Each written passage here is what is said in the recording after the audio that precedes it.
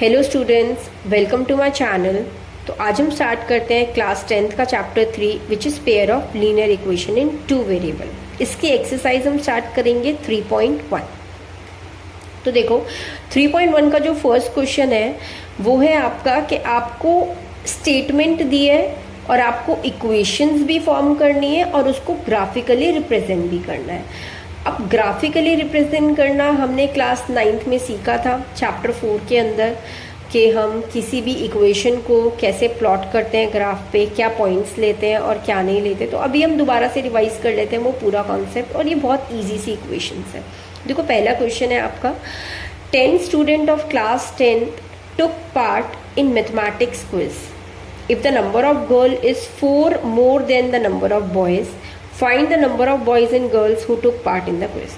तो 10th class के total students कितने हैं जिन्होंने मैथ्स में क्विज में पार्टिसिपेट करा है, वो है 10। और बोला है कि अगर नंबर ऑफ गर्ल्स 4 ज़्यादा है बॉयज से, तो आपको गर्ल और बॉय दोनों के नंबर बताने, कितने गर्ल्स होंगे और कितने बॉयज होंगे अगर टोटल स्टूडेंट मेरे 10 है तो। ठीक है, तो हम हमेशा मैथ्स में क्या करते हैं, अलजेब्रा में कभी भी कोई चीज़ निकालनी होती है उसको क्या मानते हैं, वेरिएबल मानते हैं कोई ना कोई। तो इसमें 2 वेरिएबल हम यूज़ करेंगे विच इज़, एक तो आपका गर्ल है और एक बॉय है। तो किसी को भी आप गर्ल को x रख लो तो बॉय को y रख लो, आपकी मर्जी है। बॉय को भी आप x रख सकते हो, गर्ल को आप y रख सकते हो, इट्स अप टू यू।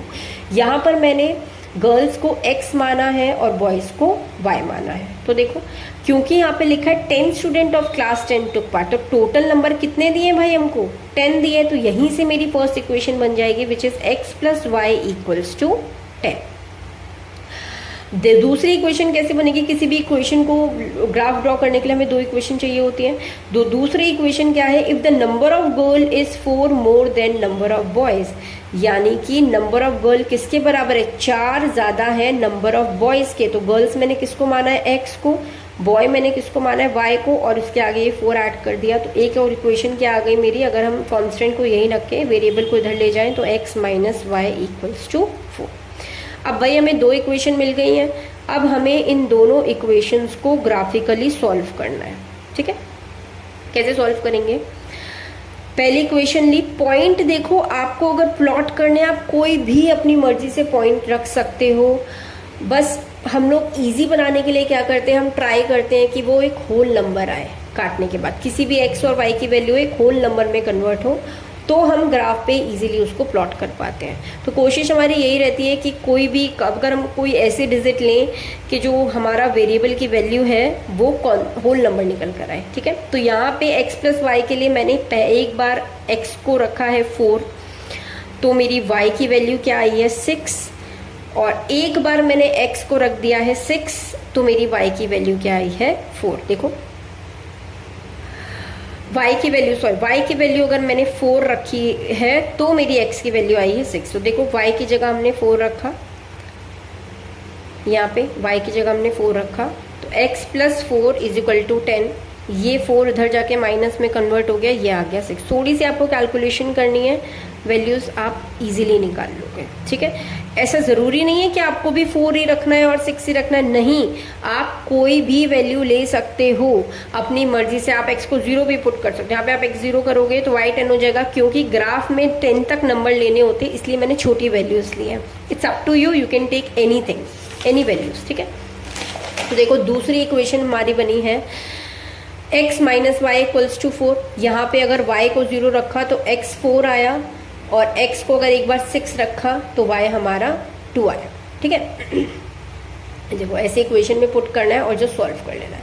अब अच्छा, मिनिमम एक और चीज़, आप मैक्सिमम कितने भी पॉइंट ले सकते हो, लेकिन मिनिमम आपको लाइन बनाने के लिए, ड्रॉ करने के लिए 2 पॉइंट मिनिमम आपको लेने ही लेने हैं।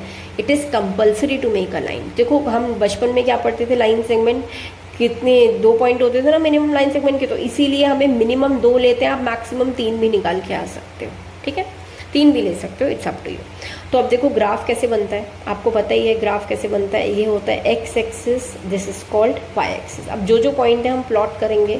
पहला पॉइंट है हमारा 4 0 और 6 2। तो ये देखो 4 0 इस वाली लाइन का जो पॉइंट है, और एक है हमारा 6 2, ये रहा, ये एक लाइन हो गई।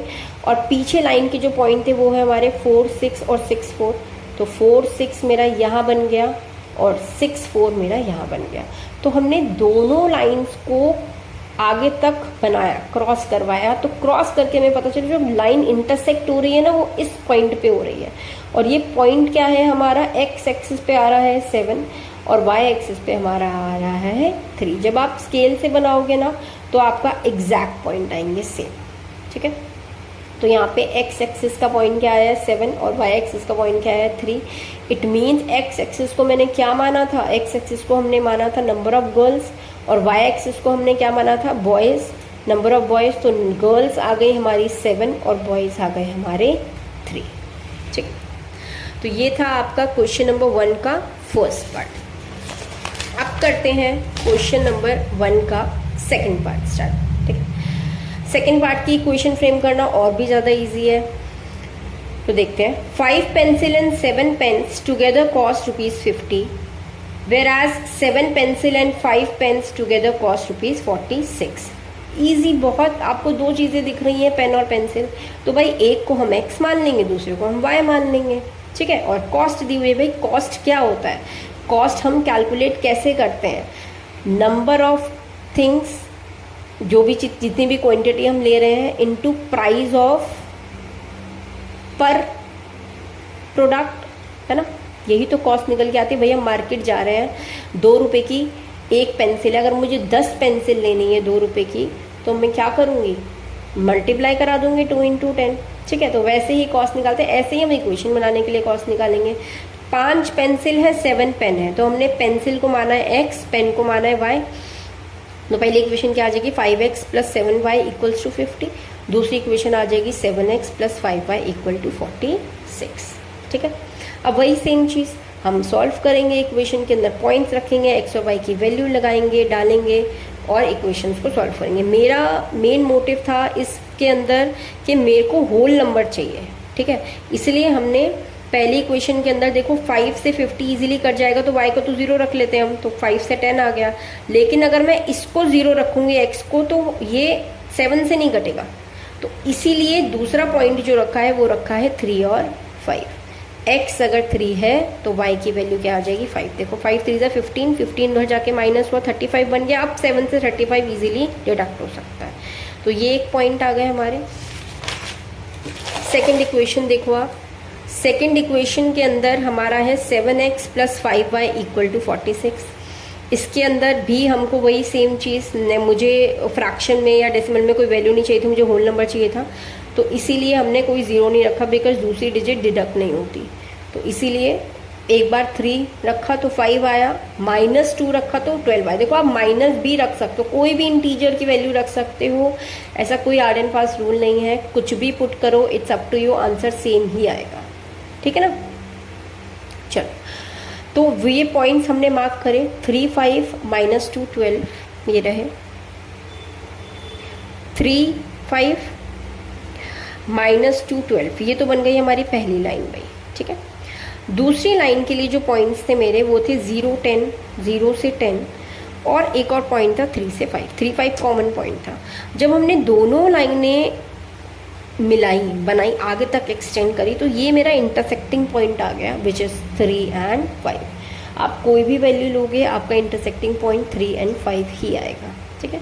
तो कॉस्ट ऑफ पेंसिल क्या हो गई, क्योंकि ये कॉस्ट ऑफ पेंसिल मैंने x माना था, तो x आ गया 3 और y आ गया मेरा 5, पेंसिल आ गई मेरी 5। तो ये थे क्वेश्चन नंबर 1 के दोनों पार्ट का सोल्यूशन। अगर आपको वीडियो पसंद आई है तो आप वीडियो को लाइक करो, मेरे चैनल को सब्सक्राइब करो और मिलते हैं नेक्स्ट वीडियो में और सॉल्यूशंस के साथ।